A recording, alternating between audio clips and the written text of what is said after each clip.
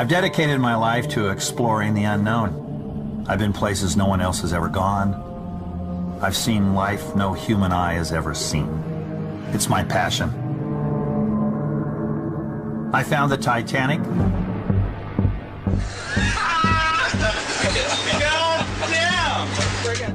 I survived crushing depths and a rogue wave. But even after 50 years at sea, I'm as fascinated with the deep as I was on my very first expedition. You want to know my most important discovery? Well, it's the one I'm about to make. I'm Dr. Robert Ballard. Come with me into the alien deep.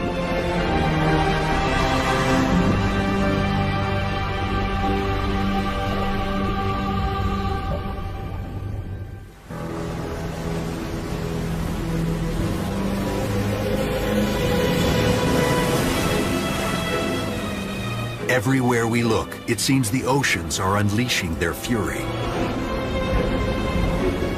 These could be flukes, part of a natural cycle, or signs of dangerous global change.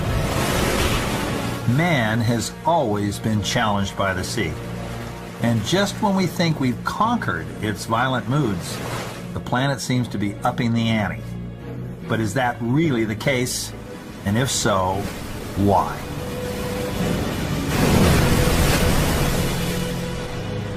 So that's what I'm trying to find out.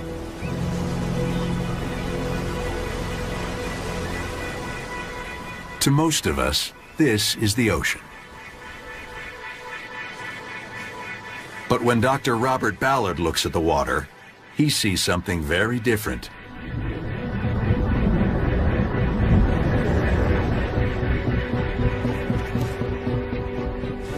Something straight out of a horror movie.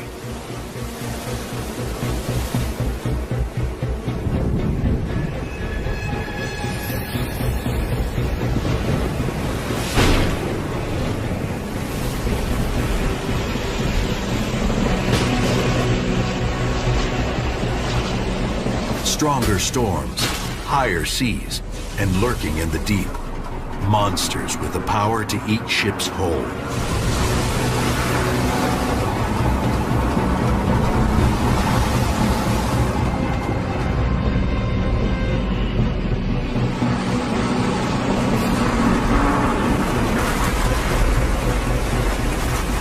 Few have met up with rogue waves like these and survived. Ballard is one of the lucky ones. Yeah, my first introduction to a rogue wave, ironically, was on the first time I went to sea on my first oceanographic expedition. I was 17 years old, and we were in a tremendous storm in the North Pacific Ocean. We were in 45-foot swells, 15 meters waves were coming at us. It was like a roller coaster ride. And I was up on the bridge, and all of a sudden this monstrous wave just comes looming out of the sea right in front of us. Smashes right into the bridge, destroys the bridge. All the windows were knocked out, blew out the portholes, took away the mast, and we almost sank. And I was hooked for life. What a wave. I was too young to be afraid. I was in awe. Mariners have been telling tales of rogue waves for centuries. Massive walls of water that tower over the seas around them.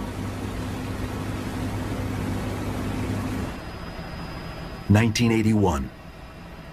A huge wave blasts an oil rig off the Atlantic coast of Canada, killing all 84 people on board.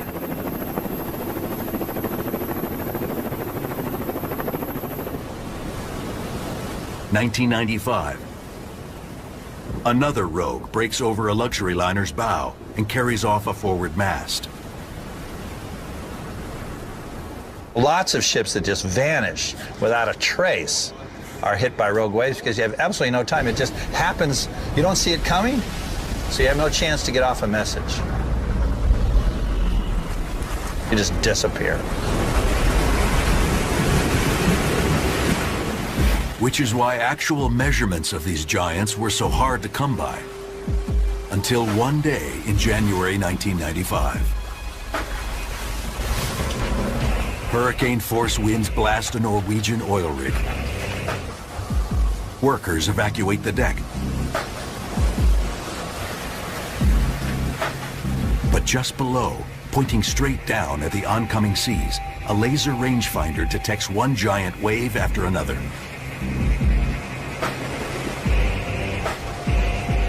"25 feet, 30 feet, 28 feet. Then, at 3:20 p.m., the instrument spikes.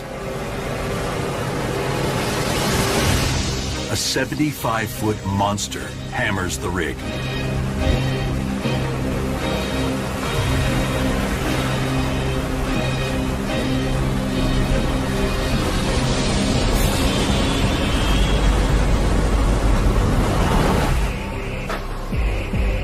The platform survives, and the world gets its first incontrovertible proof of just how big rogue waves can be. What you get is you get two different wave patterns that intersect, and normally they cancel one another out.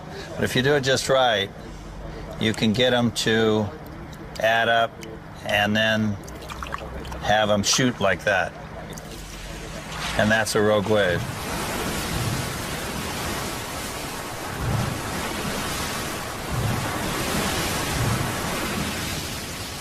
And you don't want to be there when that happens. If, as Ballard suspects, these waves and the storms that spawn them are getting bigger, we are in for a rough ride. Already, one large ship goes down on the high seas every month. Not to mention hundreds of smaller vessels.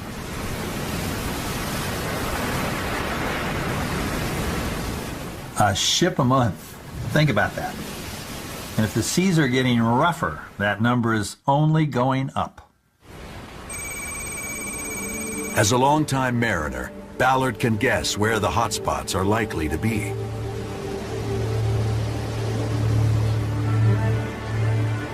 The Cape of Good Hope is also known as the Cape of Storms. It is, at the moment, the choke of shipping in the world. No one really wants to go through the Suez Canal anymore because you've got to run the gauntlet of the pirates. Pirates are not predictable, so take your chances with the storms. Tucked away in a remote field office high above the Cape, oceanographer Jean-Pierre Arabonis has made a career out of predicting dangerous seas and rogue waves. His forecast can mean life or death for hundreds of sailors. I kind of built my business around this. I think I got a bit of a feel as to where these things are going to occur a bit more often than anywhere else. But it's a mixture of science and intuition. Arabonis sounds the alarm when storms kick up swells from the southwest. Instead of just creating chop, the waves barrel into a driving current from the northeast, which stacks them up into immense walls of water.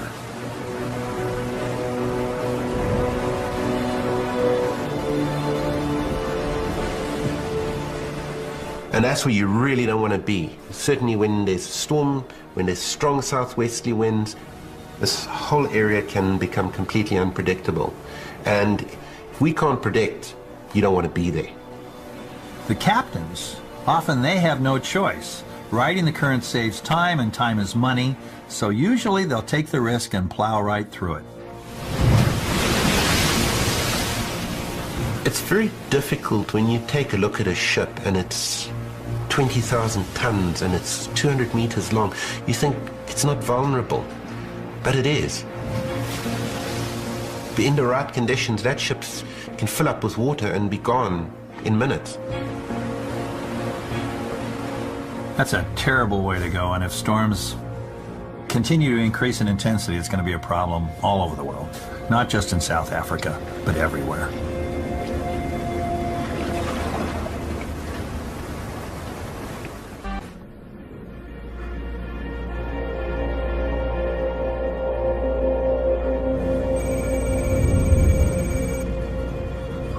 If Ballard wants to know about angry oceans, there's one place to look, and it's not out on the water.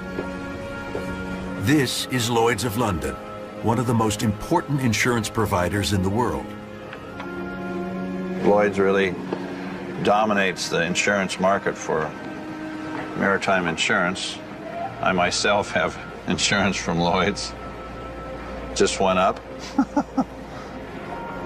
The firm has kept records of shipwrecks for more than 300 years. Sunk in deep water. Broke in two. Cape Town Rescue Center. Bulk carrier out of Malta. This is the log of the ships that Lloyd's of London insured that were lost at sea.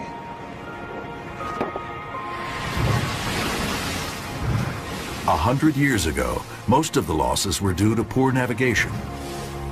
This year, piracy is also taking its toll. But in the future, Lloyd's anticipates that bigger storms and stronger waves will grow as risk factors for ocean disasters. It's confirmation of what Ballard and others think they're seeing out on the water. Every attempt is made to limit a ship's probability of sinking. And Lloyd's is very keenly interested in making sure that that occurs. But then there's just acts of God, the acts of Mother Nature, acts of the earth. And they're starting to see trends that the ocean's getting angrier. If the trends continue, the results could be devastating. 90% of traded merchandise travels across the high seas, carrying some $13.5 trillion worth of goods. Nowhere are the stakes higher than off the coast of Oregon, where the raging Columbia River meets the howling North Pacific. Ballard has come to meet the men who ply these dangerous waters. Dan Jordan is one of these boat pilots on the front lines. If anyone were to notice changes on the ocean, it would be Dan. His job, steer massive cargo ships safely through the roiling waters and ever-shifting channel, one of the most treacherous stretches of water in North America. They call it the graveyard of the Pacific for a reason. Some 2,000 ships have gone down here, and these guys are out in it 365 days a year. The channel is the gateway to the Pacific Northwest. Thousands of ships and billions of dollars worth of goods pass through here every year. I think very few people realize how much of America's economy, going in or going out, is by sea. You don't load wheat on airplanes, and there's no trains. It stops here, and there's only one way to get across the Pacific, whether you're going east or west, and it's by ships. To guide the ships through the channel, the pilots first have to get on board. Option 1 is a vomit-inducing jet boat.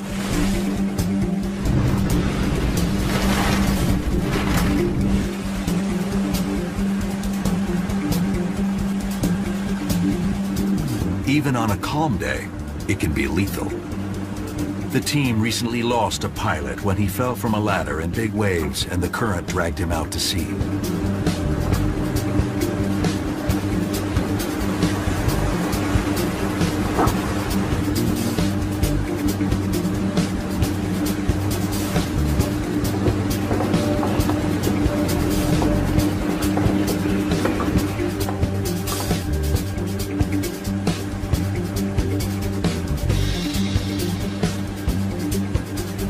So, typical day at the office for you? Typical day, yep. Option 2, the safe option, is dangling from a helicopter. But with high winds, rough seas, and a 6-story supertanker rocking and rolling below, it doesn't seem all that safe to Ballard. Man's going out the cabin door. Going out the cabin door. Man is out the cabin door. Man's going down. Man's going down. The seasoned explorer has boarded lots of ships in his 50 years at sea. but never quite like this.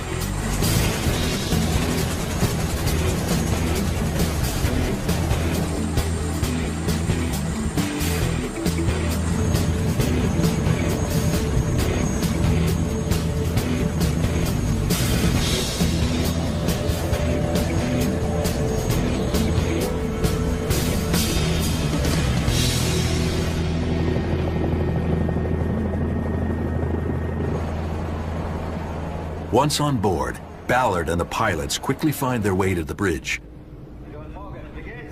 The pilots take command of the ship for the final leg into port. You know, you can steer your ship all the way around the world, but you need a pilot for the last stretch. The currents change, they're changing all the time, and only the pilot knows which route to take on any given day. Well, you're always on edge. Your senses are always alert to what's happening, but you also try and keep it calm. So even if it is a rough, tense situation, big seas or something of that nature, it's real important to keep things calm. But even then, bad things can happen. Waves stall engines. The wind pushes ships toward the shoals. In bad weather, the 3-mile transit can take hours. Dan knows these waters as well as anyone, and lately he's seeing a disturbing change. The weather patterns are, I mean, obviously changing dramatically, and that there's actually increased height in the swells. Yeah, we've been watching that for a few years now, probably 3 or 4 years in particular. The scientists are all saying that wave heights are increasing and storm intensity is increasing. Yeah. Well, and we are seeing some evidence of that. According to one study, the biggest waves in this region have risen 10 feet since the mid-1970s, and models project that they may rise as much as 50 feet over the next 100 years. That's a difference between a 3- and 5-story building.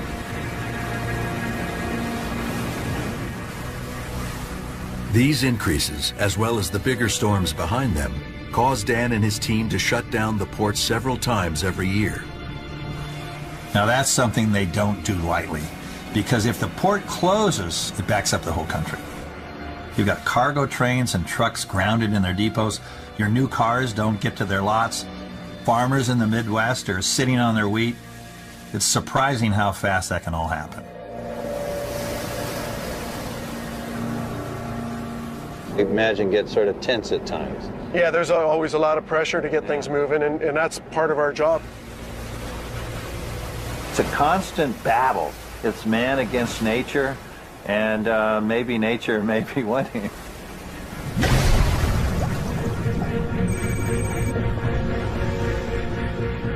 One group, though, is not overly concerned. For them, the bigger the wave, the better.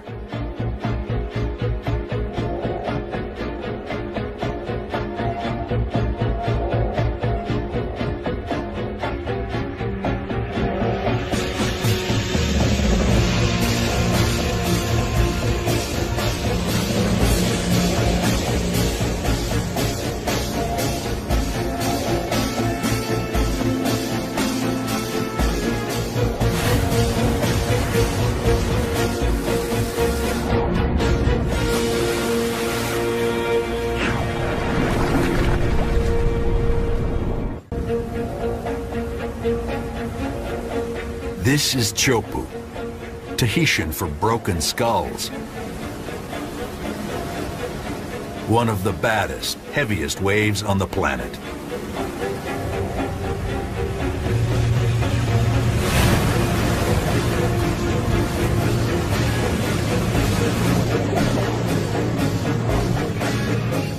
Surfers descend on Tahiti from far and wide to challenge its power.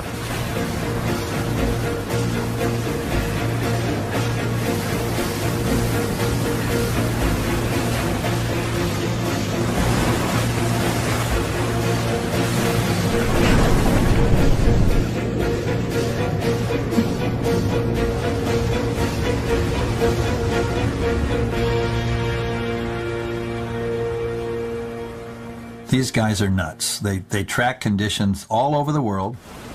They have a better idea what's happening than most meteorologists. In fact, if changes are happening, these are the folks who are probably going to notice them first.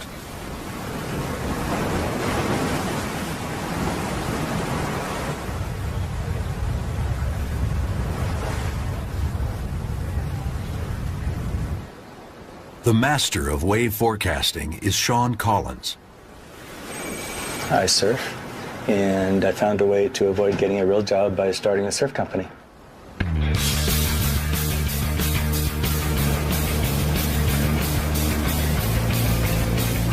Once upon a time, surfers were beach bums, hanging out on the sand waiting for waves.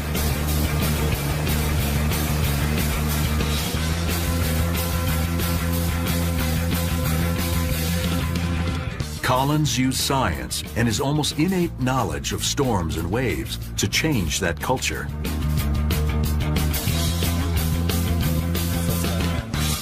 "40 years ago, he launched Surfline, which incorporates satellites, wave buoys, and supercomputers to predict the best surf waves around the world. Close to 2 million users access Surfline each month.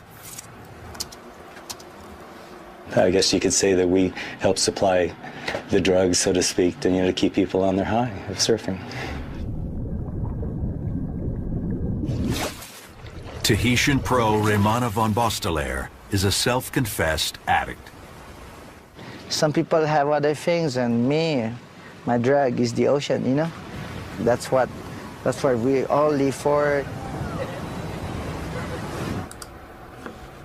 Thanks to Sean's forecasts, Raymana can start preparing for a wave up to 3 weeks before it arrives. You know, on Tuesday and Wednesday, we're going to get some good swell coming. We're forecasting this swell, to arrive in Tahiti before the storm that generated the swell even happened. So we're, about 3 steps ahead. The key is wind. A wave here in Tahiti begins where all waves do, far out in the ocean where wind blows continuously over open water. It starts as a ripple. Pushed by the wind, it travels and grows, often combining with other swells. Add a big storm, and it can turn into a monster.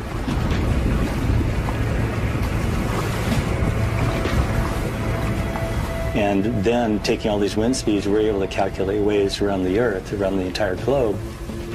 The ideal situation for Tahiti is when the storms start in this area, underneath Australia here. Across 5,000 miles of open, wind-blown ocean, the wave can get big. And it eventually gets up to, over 50 feet. Obviously, if you're in a ship, you do not want to be in this area. But us as surfers, we're looking at this and we're all excited. Everybody's making the reservations to go to Chopu. Raymana's on the phone. Hey, Brother Sean, how's the swell looking? And we're going to go chase it. Accurate wind speed measurements are critical to the forecast. A 3-mile-per-hour miscalculation in a storm off New Zealand can mean a 4-foot difference in swell height by the time it reaches Tahiti. And it could arrive one day early or late. As our customers, our surfers, if we're telling them there's going to be a swell tomorrow and it doesn't show up till the day after tomorrow, believe me, they're going to hate us. Good thing for Sean and Raymana, Sean claims Surfline's forecasts are 95% accurate. Today, Raymana's got word that big rollers are on their way in.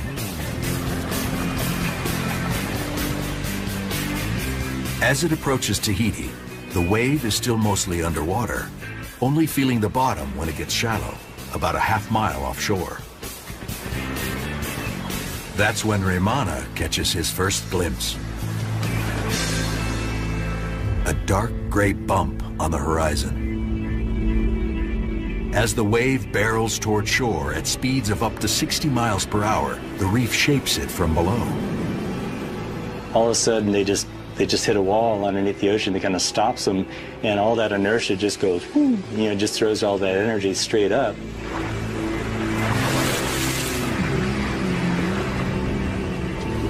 It's the moment Raymana's been waiting for.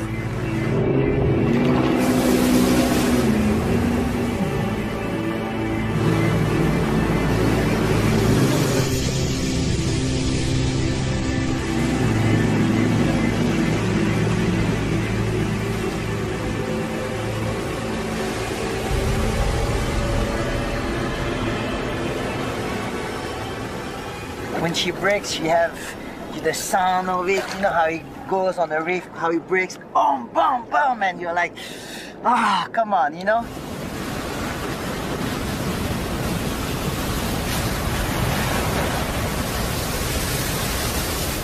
Millions of tons of force breaking in 3 feet of water over a razor-sharp reef.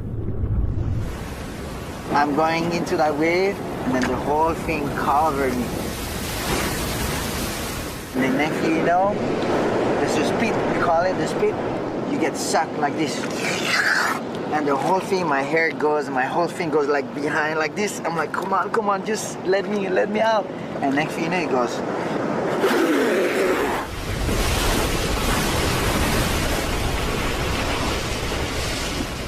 And then somehow she let me go and let me out.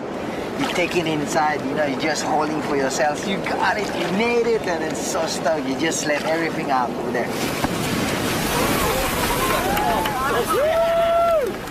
And then you go, let's go again. And then we're back again out, you know? For surf waves, the forecasting is working. But predicting global changes in the ocean and climate is a lot tougher to do. If we're really seeing the oceans getting more violent, can we figure out why and whether there's anything we can do about it? That's the real challenge.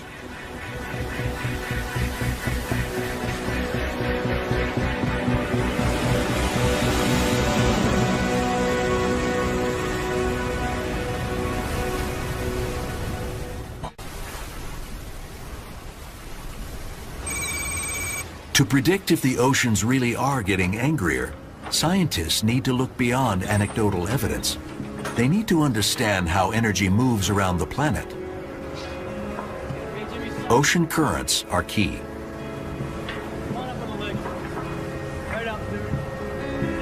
That's why oceanographer Bob Picard and his team are out here in the frigid North Atlantic.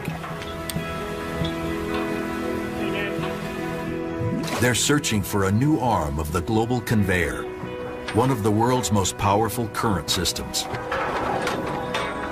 Climate models suggest that the current lies a few hundred miles to the west, off the coast of Greenland. But Picard's hearing reports that it's also been spotted way out here, near Iceland. We thought we sort of had it figured out at this point. And then, lo and behold, my Icelandic colleagues a few years back went out and accidentally discovered another deep current off the continental slope of Iceland, which is sort of, turn a community on its ear a little bit.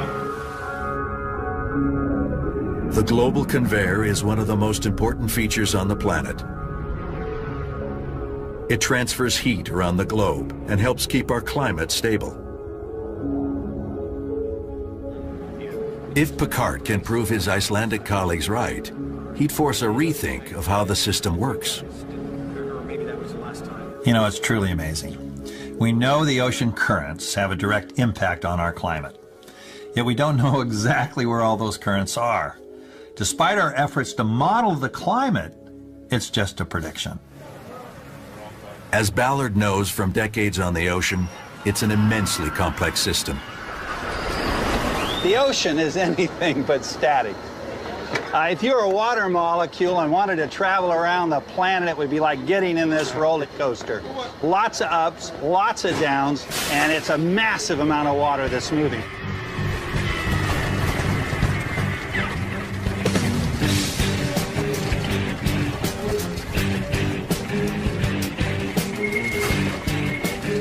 The ride begins north of Iceland, where cooling water sinks.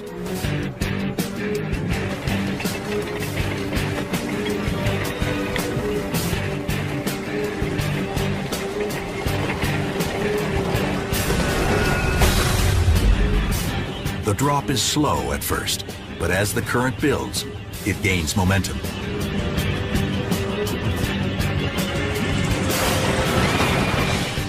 Through ridges and trenches, over lava fields and endless plains. The water hurtles southward across the equator, down the coast of South America like a giant deep-sea river. By the time this current reaches the Southern Ocean, it gets massive. There's no landmass to block it, so it builds and ultimately flows with the volume of 100 Amazon rivers. At the bottom of the world, the Southern Ocean acts like a giant blender, mixing the world's seawater. Then it comes back north again, and when it gets to the tropics, it starts to warm up and begins to rise to the surface. It becomes the Gulf Stream now and starts heading back home. The whole circuit takes 1,000 years. 1,000 years. And yet the continual cycling of all that heat and energy affects everything from long-term climate change to daily weather forecasts. We have water rising, falling, spinning, circulating, bumping into things. And we try to take all of those complex factors, put them into a global model and come up with a circulation system. Our best shot. Of course, models are only as good as the information they're based on. And back in the North Atlantic, Picard is discovering that we do indeed have a new arm of the current to worry about. To find out what impact it has, he now has to calculate how much water it adds to the global conveyor. We're now hearing that rising atmospheric temperatures are going to alter the ocean circulation pattern. And ironically, Europe, for example, will get colder and colder. But we're not really going to know until we better understand how the entire system works. Picard's work is a step in the right direction. We're predicting that about half of the dense water is actually flowing in this current that we just discovered. So if that's the case, we need to learn more about where it comes from, how it was formed, because it's crucially important.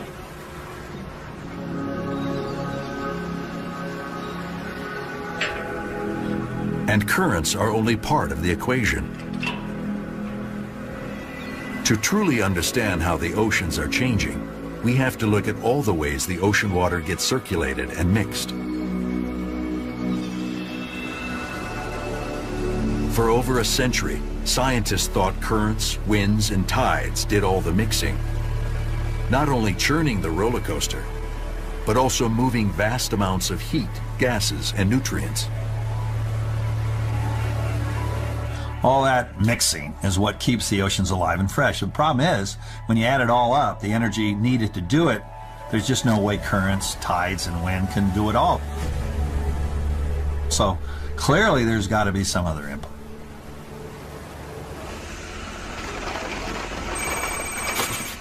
Bioengineer Kakani Katija thinks she's homing in on just that missing link. It's, kind of the human tendency to study things that are, easily observable, right? So all of us can see at the surface of the ocean, atmospheric winds. Winds create waves, and what we don't see is what's happening in the mid layers of the ocean. What is happening deeper? No matter how turbulent surface waves and tides may be, some estimate that only about 10% of their energy trickles down to deeper depths. Not enough to churn much ocean. And that's where, potentially animals could be involved. We're finding that swimming animals have the potential to mix the ocean. Animals. Everything from jellies and sardines, right on up to tuna and whales, all moving vast amounts of water as they swim.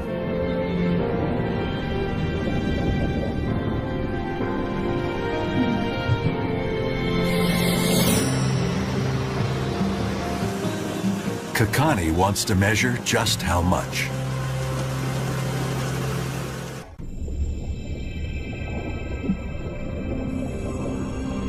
It's called the butterfly effect. When something small like this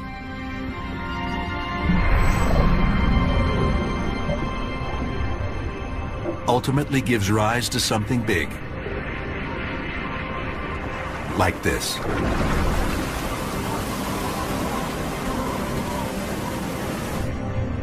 It's an effect nearly impossible to measure, let alone incorporate into climate models that tell us if the oceans are getting angrier.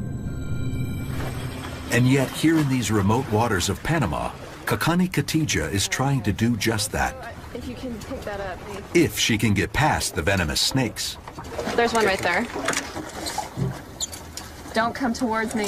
So here in Panama, one of the things that we deal with here are sea snakes in the water. And as you can see, right now they're hunting around our boat. So it's just a part of the day job.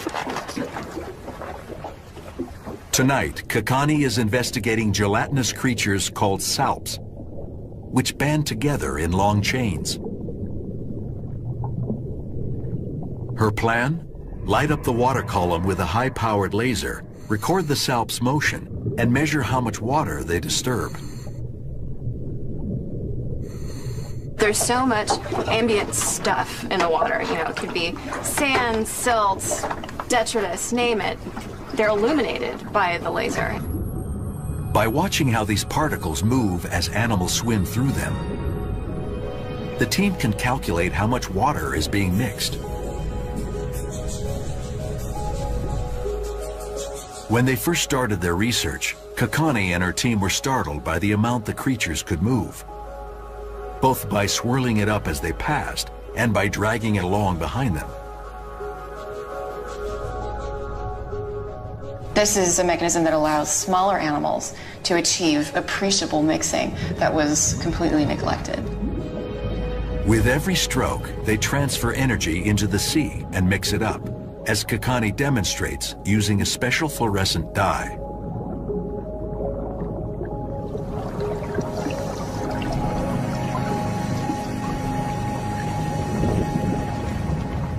How much energy, though, isn't intuitive.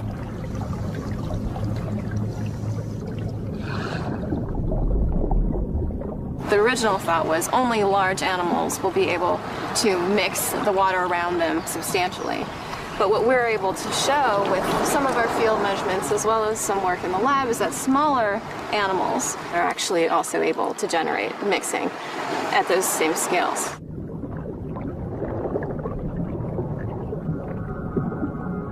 That may seem far-fetched, but when you sit down and do the math, you know, there are billions and billions of tiny animals moving around in the ocean all the time, and, you know, that could add up to a lot of water being churned. At the surface, this energy gets swamped by more dramatic forces, like waves and tides. But dip just 300 feet deeper, and you'll find a different, calmer world.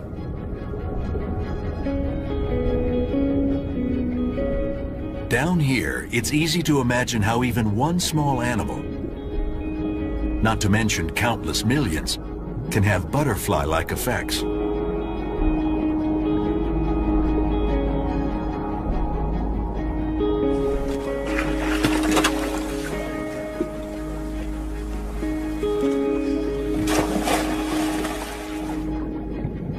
If we can show that the vast majority of organisms in the ocean are able to achieve appreciable mixing, I think it would be hard to ignore that input. An input that's hardly been considered, let alone worked into existing ocean and climate models. Once she knows how much energy each tiny critter can exert, Kakani can scale up her findings to measure the overall impact these animals have. The hurricane side of the butterfly effect. We're talking about the ocean. I mean, it's huge, right? I mean, the majority of Earth is ocean. If indeed we are missing a huge input of power because we've ignored the impact that swimming animals have, our view of the ocean may be totally altered. Whether it's wind, tides, currents, or the collective swishing of billions of fishtails, understanding the forces that keep the ocean in motion is crucial to predicting how it's likely to change. And the picture that's emerging is one of a hotter, more energetic planet and bigger, angrier seas.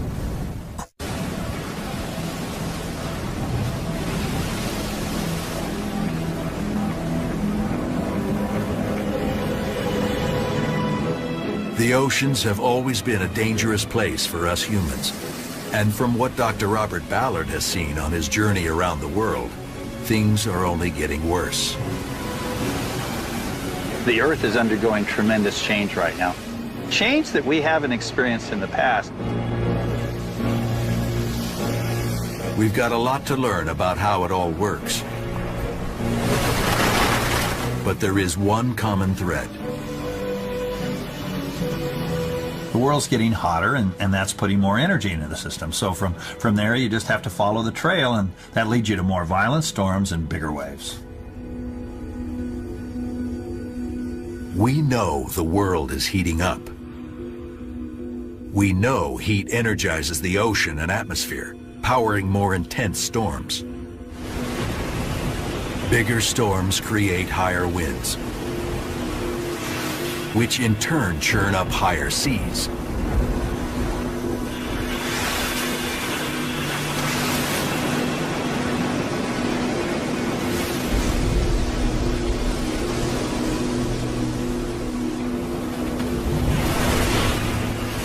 So whether you like it or not, global warming is happening.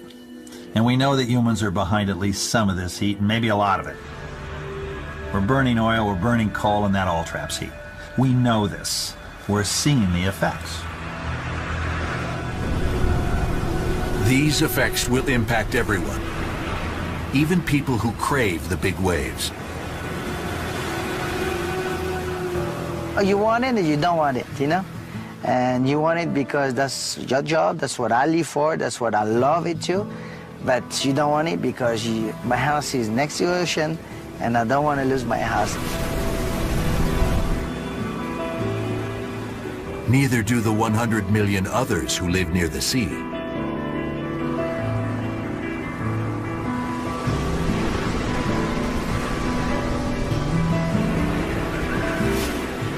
If storms get more severe, wave heights grow, and sea levels rise as predicted, those people could be forced from their homes.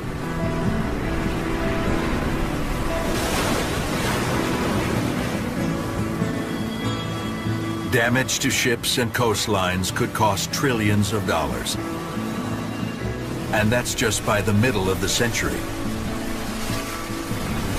There's a lot of questions that honestly I thought have already been answered that we're nowhere near understanding yet.